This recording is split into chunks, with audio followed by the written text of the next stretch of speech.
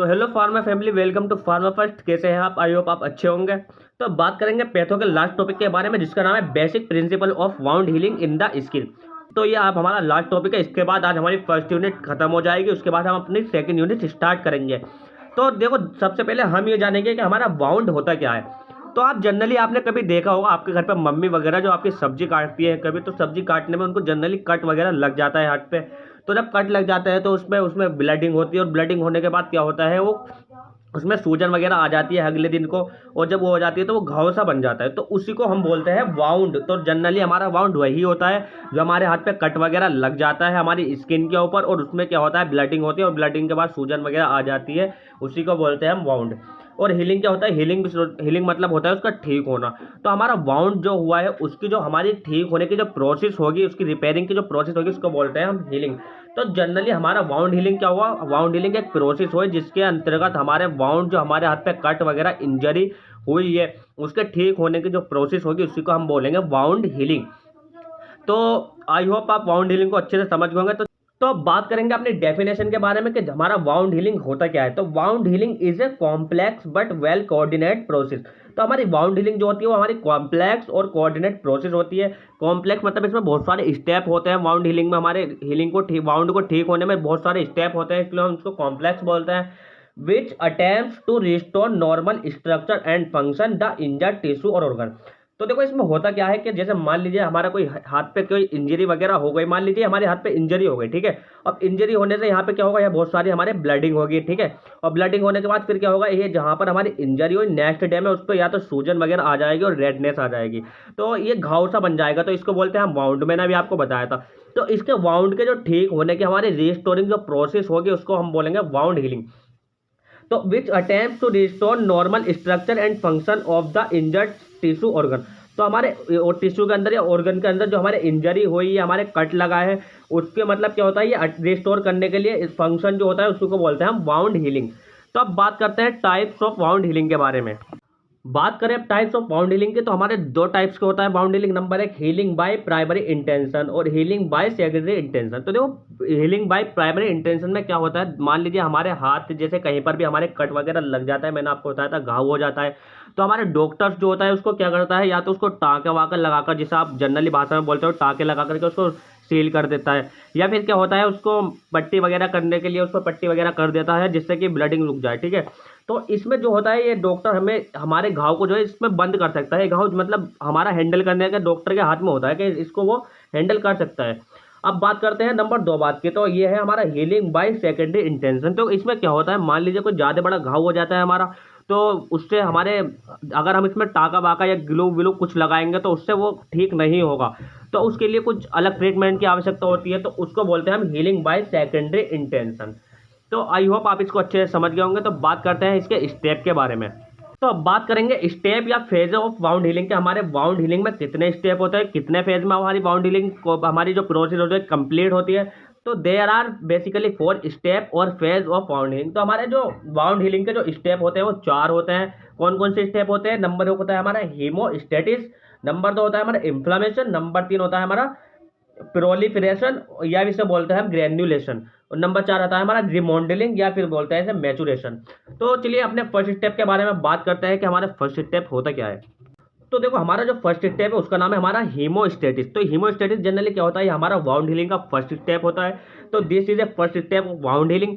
तो हमारी जो वाउंड हीलिंग प्रोसेस है वो हमारे हीमोस्टेटिस से स्टार्ट होती है। हीमोस्टेटिस मीन्स मतलब जैसे हमारे, मैंने आपको बताया यहाँ पे कोई हमारा मतलब, जैसे मैंने आपको बताया कि ये हमारा कोई घाव हो गया, तो घाव से क्या होगा, हमारा ब्लीडिंग होगी। तो सबसे पहले क्या हमारा क्या काम होगा कि हमारे शरीर में जो वो होंगे हमारी सेल्स वगैरह, उनका काम होगा कि इस ब्लीडिंग को स्टॉप किया जाए। तो हमारा इस जो प्रोसेस होती है ब्लीडिंग स्टॉप होने को, उसको बोलते हैं हम हीमोस्टेटिस। तो देखो, अगर आपको कोई इंजरी या घाव वगैरह हो जाता है, बाउंड हो जाता है, तो ऐसा तो नहीं है कि आपके वो ब्लड बहता रहता है, कुछ टाइम बाद वो ब्लड रुक जाता है, ठीक है, आपने खुद देखा होगा। तो देखो, इसमें होता क्या है, दिस प्रोसेस अगर 2 डेज। तो ये प्रोसेस जो होती है ये हमारे 2 दिन में होती है, जैसे हमारे 2 दिन में हो जाती है ये प्रोसेस हमारी जो होती है हीमोस्टेटिस।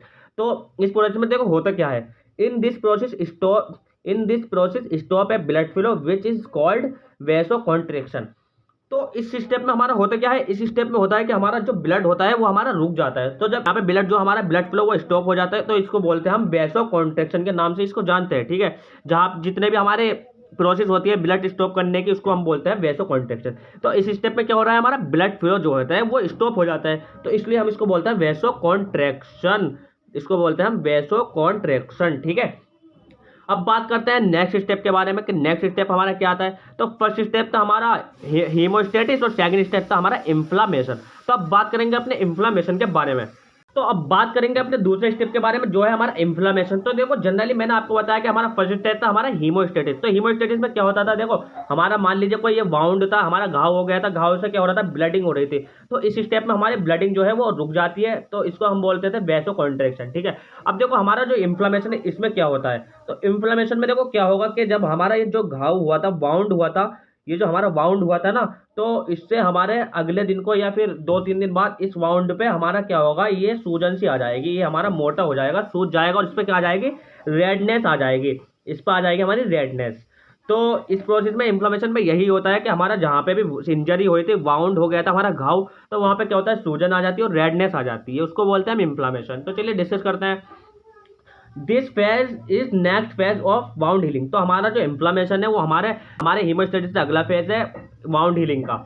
This process occur with in 24 hours after and extend 2 weeks. तो देखो ये जो प्रोसेस होती है हमारी इन्फ्लेमेशन, ये 24 घंटे के अंदर हो जाती है। आपको पता है कि आप अगर देखो आपके हाथ पे कट वगैरह लग जाता है किसी कारण से, तो आपने कभी कभी देखा होगा जब आपको रात को सो जाते हैं तो वो आपको वहाँ पे पैन होता है और रेडनेस आ जाती है और वो सूज सा जाता है कुछ हाथ आपका, जहाँ पे भी आपके कट लग जाता है। तो वो हमारी कहाँ कब होता है, वो 24 घंटे के अंदर अंदर वो हमारी प्रोसेस हो जाती है इन्फ्लेमेशन की। और कितने दिन तक चल सकती है, हमारे 2 हफ्ते तक चल सकती है। ये हमारी प्रोसेस जो होती है 24 घंटे से स्टार्ट होकर 2 हफ्ते तक चल सकती है। This process may be long in chronic wound. तो देखो ये जो प्रोसेस होती है जनरली तब हो सकती है जब हमारा वाउंड जो है, हमारा घाव, जैसे ये हमारा इंजरी वगैरह हुई है, हमारे कट वगैरह लग गए, घाव हुए, ज़्यादा बड़ा हो, क्रोनिक हो, ये लंबे समय के लिए हो, तो ये हमारी जो इन्फ्लेमेशन प्रोसेस होती है जब हो सकती है। कब कब कब होगी, जब ये हमारा वाउंड जो है वो कुछ ज़्यादा लंबे समय के लिए हो, कुछ बड़ा हो, ठीक है, क्रोनिक हो, ये लंबे समय के लिए हो। ठीक है, तो आई होप आप इन्फ्लेमेशन को अच्छे से समझ गए होंगे। तो बात करते हैं नेक्स्ट स्टेप के बारे में।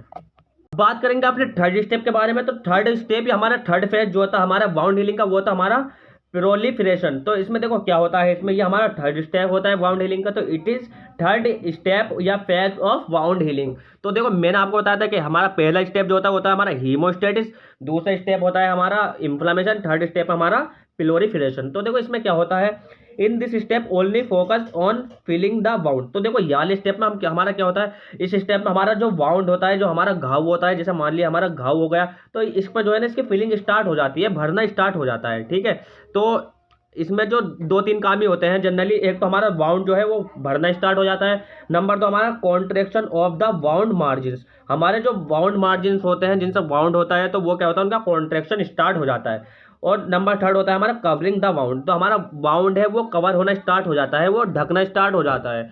क्या मान लीजिए ये हमारा वाउंड हो गया, तो वाउंड जो है इसकी रिकवरिंग स्टार्ट हो जाएगी। ठीक है, बात करते हैं नेक्स्ट पॉइंट के बारे में। तो द प्लोरीफरेशन फेज लास्ट फॉर 20 से 25 दिन। तो देखो हमारा जो वाउंड हो जाता है उसकी ये जो प्रोसेस होती है प्लोरीफरेशन, क्या होता है, ये हमारे 20 से 25 दिन तक लास्ट होती है, 20 से 25 दिन तक हो सकती है। ठीक है, तो आई होप आप इसको भी अच्छे से समझ गए होंगे। बात करते हैं अपनी नेक्स्ट फेज या नेक्स्ट स्टेप के बारे में। अब बात करेंगे अपनी नेक्स्ट और लास्ट जो फेज है हमारा वाउंड हीलिंग का, वो है हमारा रिमॉडलिंग मैचुरेशन फेज। तो देखो इसमें होता क्या है, it is a last stage of wound healing. तो देखो ये हमारी फोर्थ और लास्ट स्टेप है रिमॉडलिंग। तो इसमें हमारा जो टिश्यू होते हैं, जो हमारे कट वगैरह लग जाता है, इससे जो हमारे टिश्यू जो हमारे इंजर्ड हो जाते हैं, उनकी जो है यहाँ पे रिकवरिंग स्टार्ट हो जाती है, डेवलप होना स्टार्ट हो जाते हैं यहाँ पे हमारे टिश्यू जो होते हैं। तो this is long step which is only occurs in chronic wound. तो देखो ये हमारा लॉन्ग स्टेप होता है, और ये कब होता है, जब हमारा क्रोनिक वाउंड हो जाता है, कुछ ज़्यादा हमारी लंबी या कुछ ज़्यादा जो हमारी खतरनाक तरीके से कुछ लग जाता है, हमारे हाथ पैर पर छुरी वगैरह या चाकू वगैरह कुछ लग जाता है। तो ये हमारी जो रिमॉडलिंग वाली स्टेप है वो तब होती है। तो इन this step develop tissue again remodelling. तो देखो इस स्टेप पे हमारे क्या होता है, जो डेवलप टिश्यू होते हैं वो उनकी जो है रिमॉडलिंग स्टार्ट हो जाती है दोबारा से। वो दोबारा से हमारे जो है वो रिमॉडलिंग अपनी मतलब पुरानी अवस्था में आ जाते हैं, डेवलप टिश्यू वो जो विकसित हो जाते हैं दोबारा से। ठीक है, it is begin 2 to 3 weeks. तो देखो हमारी जो रिमॉडलिंग जो हमारी फेज होती है वो कब स्टार्ट होती है, वो हमारे 2 से 3 हफ्ते तक स्टार्ट होगी, ठीक है, 2 से 3 हफ्ते में स्टार्ट होगी। और कब लास्ट होगी? लास्ट होगी 1 ईयर टू और मोर। तो हमारी देखो ये जो प्रोसेस होती है लास्ट वाली रिमॉडलिंग ऑफ टिश्यू की, तो हमारी जो वो है घाव, वो तो हमारा तीसरी स्टेप में भर जाता है। प्रोलिफरेशन में हमारा जो घाव होता है वाउंड, वो भर जाता है। पर हमारे फोर्थ स्टेप में क्या होता है, उसमें हमारे टिश्यू जो है हमारे विकसित होते हैं, डेवलप जो टिश्यू होते हैं उनकी रिमॉडलिंग स्टार्ट होती है। जब उनकी रिमॉडलिंग स्टार्ट होती है तो ये जो प्रोसेस स्टार्ट होती है हमारी, ये स्टार्ट हो रही है 2 to 3 वीक्स के अंदर। और लास्ट कब होती है? लास्ट हो सकती है हमारी 1 ईयर से, और 2-3 ईयर तक भी हो सकती है। तो 1 साल कम से कम मान के चलिए इनकी रिमॉडलिंग के लिए। लास्ट हमारी जो फेज होती है रिमोट टिश्यू जो हमारे दोबारा से बनते हैं, तो इनकी प्रोसेस के लिए आप मान के चलिए 1 साल से ये, और टाइम बहुत ज़्यादा भी लग सकता है। तो आई होप आप वाउंड हीलिंग को अच्छे से समझ गए होंगे।